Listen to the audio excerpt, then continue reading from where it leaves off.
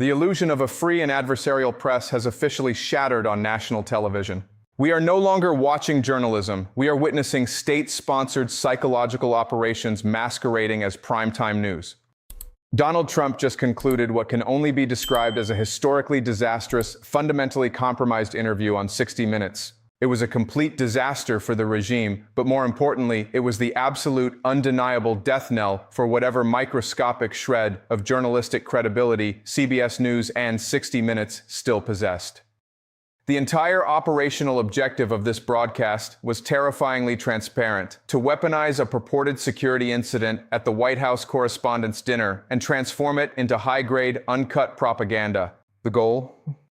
To systematically distract the American public from the darkest, most compromised secrets of the Epstein files, to deliberately pivot attention away from an unlawful, catastrophic, and deeply failing war in Iran, and to cynically leverage this alleged threat to demand that the American taxpayer immediately fund Donald Trump's megalomaniacal, multi-million-dollar golden ballroom. We are going to forensically dissect this interview, expose the glaring, highly dangerous softball questions, contrast it against the ghosts of actual journalism past, and explicitly detail the massive, globally destabilizing economic and military crises that the corporate media is actively, maliciously refusing to cover. Welcome to the propaganda machine. To accurately assess the sheer scale of this journalistic failure, we must first analyze the fundamental narrative being pushed regarding the so-called shooting incident at the White House Correspondents' Dinner. Norah O'Donnell, acting less as a veteran journalist and more as a compliant stenographer for the regime, opened the floor for Donald Trump to completely rewrite physical reality. The footage was broadcast globally. Donald Trump fell flat on his face while being evacuated. We are actively watching the undeniable cognitive and physical deterioration of the commander-in-chief. Yet, when given a primetime platform, Trump blatantly lied. He claimed he did not fall, but rather that the Secret Service politely asked him to get closer to the ground, and he simply chose to drop to the floor. O'Donnell, faced with a direct contradiction of verifiable video evidence, offered zero pushback. She threw up a massive journalistic softball, allowing the president to gaslight the nation without a single consequence. The framing of the entire incident by 60 Minutes is deeply, fundamentally flawed and highly manipulative. We must establish the verified, factual intelligence regarding this event. The purported shooter got absolutely nowhere near Donald Trump. The individual got nowhere near the actual ballroom where the event was taking place. While the incident occurred on the sprawling premises of the Washington, D.C. Hilton Hotel, the suspect merely breached a few feet past the initial outer perimeter magnetometer checkpoint before being immediately tackled and subdued on an entirely different floor. The prevailing media narrative that this was a terrifying, close-call assassination attempt, that the president displayed immense physical courage, is a completely fabricated, highly coordinated fiction. Let us be absolutely clear. Political violence in all its forms must be universally condemned. But as critical analysts, we must equally condemn the deliberate construction of false narratives designed to manipulate the body politic. We must ruthlessly condemn a corporate media apparatus that utilizes a contained security incident to artificially normalize a highly erratic, authoritarian leader. They are attempting to manufacture a false consensus of unity around a man who is actively utilizing the power of the state to suppress the highly damaging, globally compromising Epstein files. They are demanding unity around a commander-in-chief who, alongside Benjamin Netanyahu, has unlawfully dragged the United States into a catastrophic, unwinnable regional war in the Middle East. They are demanding unity while ignoring the massive, crushing inflation that is actively suffocating the American working class. We completely reject these fabricated narratives. The interview then descended into an absolute masterclass of journalistic malpractice. O'Donnell posed the incredibly naive question: is there something that you as president can do about the political violence that we see? The objective, historically accurate answer to that question is that Donald Trump is one of the primary, most prolific purveyors of political violence in modern American history. He stokes the flames of division, hatred, and violence on a daily, documented basis through his social media platforms. He issues veiled threats against political opponents, judges, and marginalized groups continuously. Yet, Trump answered by projecting his own behavior entirely onto his opposition, claiming that the hate speech of the Democrats is very dangerous. And how did Norah O'Donnell respond to the President of the United States branding his political opposition as the root cause of national violence? She nodded. She offered no pushback, no fact check, no historical context. She simply validated his completely inverted reality. But the manipulation did not stop there. Trump then cynically weaponized the incident against fundamental American civil liberties. He explicitly blamed the security breach on individuals participating in the No Kings protests, stating, "I'm not a king. If I was a king, I wouldn't be dealing with you."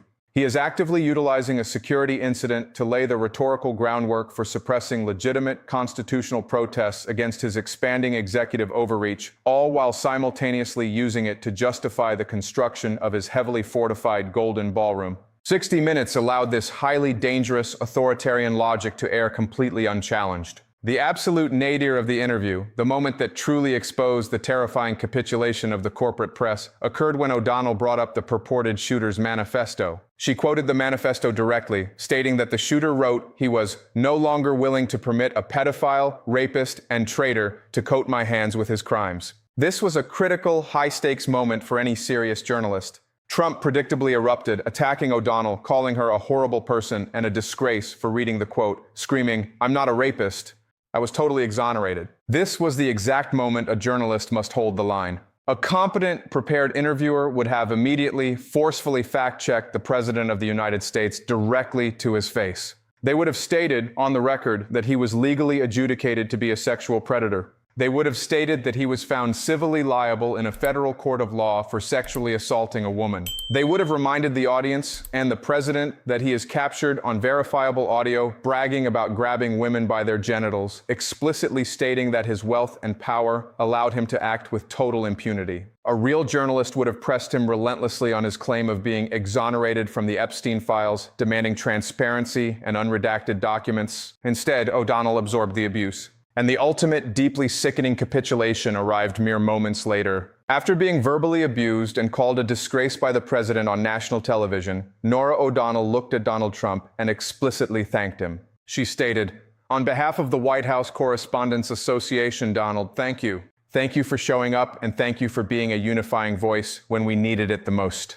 This is not journalism. This is absolute unmitigated sycophancy. This is the pathetic, terrifying sound of a corporate media apparatus that values elite access, lavish parties, and political proximity far more than it values the truth or the American people.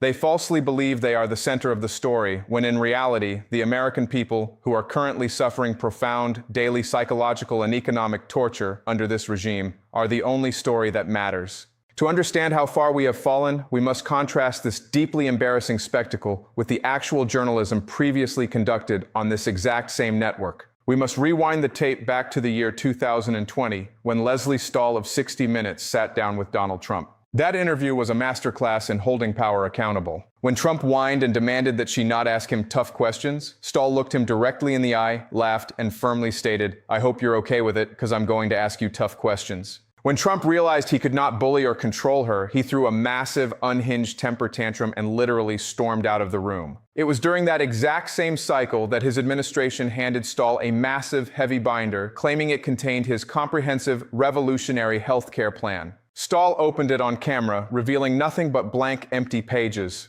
It was a perfect, devastating metaphor for his entire administration. Now, in the year 2026, we still do not have a healthcare plan, but we do have a compliant, completely broken corporate media willing to broadcast his lies without a single shred of pushback. If 60 Minutes still functioned as a legitimate news organization, if they were truly committed to informing the American public, what questions should they have asked? What is the actual verifiable intelligence that is being aggressively suppressed by these fabricated media narratives? First, they must address the highly suspicious, deeply concerning security protocols surrounding the event itself. Highly credible intelligence reports, sourced from individuals intimately familiar with the planning, indicate that the Trump regime deliberately, purposefully provided a significantly lower level of security for this specific White House Correspondents Dinner than it has for any other comparable gathering of high-ranking officials. The question must be asked, why?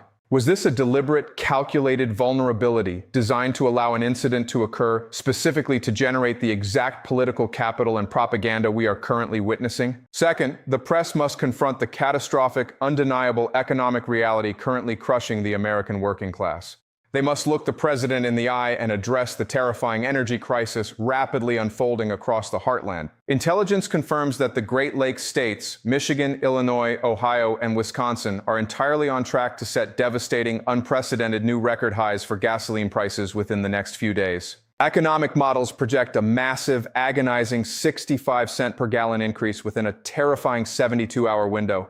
The press must demand answers. What is the administration's strategy to alleviate the profound suffering of these citizens, or are they entirely focused on building golden ballrooms while the middle class goes completely bankrupt? Third, and perhaps most critically, the press must aggressively interrogate the president regarding the catastrophic, rapidly escalating military and economic disaster currently unfolding in the Middle East. They must force Donald Trump to answer for the strategic dominance currently being displayed by Iran. Mohammad Bagher Ghalibaf, Iran's parliament leader and lead negotiator, is publicly, aggressively mocking the United States on a daily basis. He recently released a terrifying, highly sophisticated strategic assessment regarding global energy markets. Ghalibaf explicitly bragged about the geopolitical cards Iran currently holds and the devastating moves they have yet to play. He noted that while the Strait of Hormuz is currently only partly played, the Bab el-Mandeb Strait remains entirely unplayed, carrying a massive, implicit threat of total closure. He casually mentioned that critical pipelines remain unplayed, and that massive global demand destruction has only been partly played, ominously promising more severe, crippling price adjustments to come. Iran is publicly threatening to completely cancel the American summer vacation through sheer, unadulterated economic warfare, and the American media is completely silent. Instead of addressing this massive existential threat to global stability, what is the Trump administration doing? They are issuing highly erratic, scientifically illiterate threats that completely expose their fundamental lack of strategic understanding. This morning, Donald Trump issued a bizarre, completely unhinged ultimatum to Iran via Fox News. Trump publicly claimed that Iran has exactly 3 days before its massive oil pipelines naturally, spontaneously explode from within. He wildly asserted that the backup of oil, allegedly created by the United States naval blockade, will cause catastrophic mechanical stress leading to spontaneous explosions deep within the earth and throughout the entire transport network if the flow is not immediately restored. This is not military strategy. This is absolute verifiable scientific fiction. Global energy analysts and petroleum engineers universally completely disagree with this bizarre assessment. The reality is that modern oil pipelines are equipped with highly advanced safety valves and pressure sensors specifically designed to automatically shut down pumping operations long before internal pressure ever reaches explosive levels. If the oil cannot physically move, operators simply halt production directly at the source. Furthermore, highly credible intelligence analysts believe that Iran possesses a massive 2 to 3 months of inland storage capacity before they will be forced to drastically cut their oil production. If Donald Trump's bizarre theory regarding spontaneous pipeline explosions were actually true, the massive oil facilities in Saudi Arabia, Qatar, Bahrain, and across the entire region would be constantly detonating. Donald Trump is completely fabricating a highly technical, entirely false military narrative, and the compliant press is allowing him to broadcast it as established fact. Finally, the press must address the complete, undeniable collapse of the American agricultural sector. The macroeconomic data is absolutely terrifying. United States farm bankruptcies have violently skyrocketed by a massive 46% year over year. In the vital American Midwest, the absolute backbone of the national food supply chain, farm bankruptcies have surged by a completely unsustainable 70%. As a direct consequence, domestic food inflation is currently surging perilously close to a devastating 10% year-over-year increase. The American people are struggling to afford basic groceries. The agricultural sector is completely imploding. The global energy markets are being violently manipulated by a hostile foreign adversary. And the president is demanding the immediate construction of a multi-million-dollar golden ballroom, while a compliant, pathetic corporate media applauds him for his bravery. The 60 Minutes interview was not merely a failure of journalism, it was a deeply disturbing diagnostic indicator of a deeply compromised, rapidly failing republic. When the institutions explicitly designed to aggressively question power actively choose to protect, normalize, and validate a highly erratic, fundamentally dishonest regime, the entire system is in grave, immediate danger. We are watching a coordinated, high-level effort to completely distract the American public from the catastrophic, crushing realities of out-of-control inflation, mass agricultural bankruptcies, and a highly dangerous, totally unmanaged regional war in the Middle East. They want you focused on the manufactured drama of the ballroom. They want you entirely focused on a completely fabricated narrative of unity.